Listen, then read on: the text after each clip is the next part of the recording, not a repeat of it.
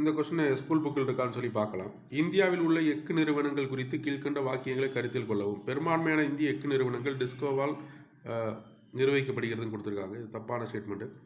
பெரும்பான்மையான எஃகு நிறுவனங்கள் எஸ்ஏஐஎல்லாம் நிர்வகிக்கப்படுகிறது அப்படிங்கிறது சரியானது. சேலம் எஃகு நிறுவனம் எந்த வெளிநாட்டு உதவியுமின்றி நடத்தப்படுகிறது, இது சரியானது. அப்போ 2, 3 மட்டும்தான் சரியானவை. இது என்ன செய்வோம், நம்ம டேரெக்டாக ஸ்கூல் புக்கில் எங்கே இருக்குன்னு சொல்லி பார்க்கலாம். 11th எக்கனாமி புத்தகத்தில் சேலம் எஃகு நிறுவனத்தை பற்றி கொடுத்து எந்த வெளிநாட்டு ஆதரவும் இல்லாமல் நடைபெறக்கூடிய நிறுவனம் அப்படிங்கிறத கொடுத்துருக்காங்க. உதவியும் இல்லாமல் நடைபெறக்கூடியது அப்படின்னு கொடுத்துருக்காங்க. இங்கே பாருங்கள், மேற்கூறப்பட்ட அனைத்தும் செயலால் நிர்வகிக்கப்படுகின்றன. தற்போது டிஸ்கோ தவிர மற்ற அனைத்து முக்கிய இரும்பு எஃகு நிறுவனங்களும் பொதுத்துறையின் கீழ் இயங்குகின்றன அப்படின்னு சொல்லி கொடுத்துருக்காங்க. சரிங்களா?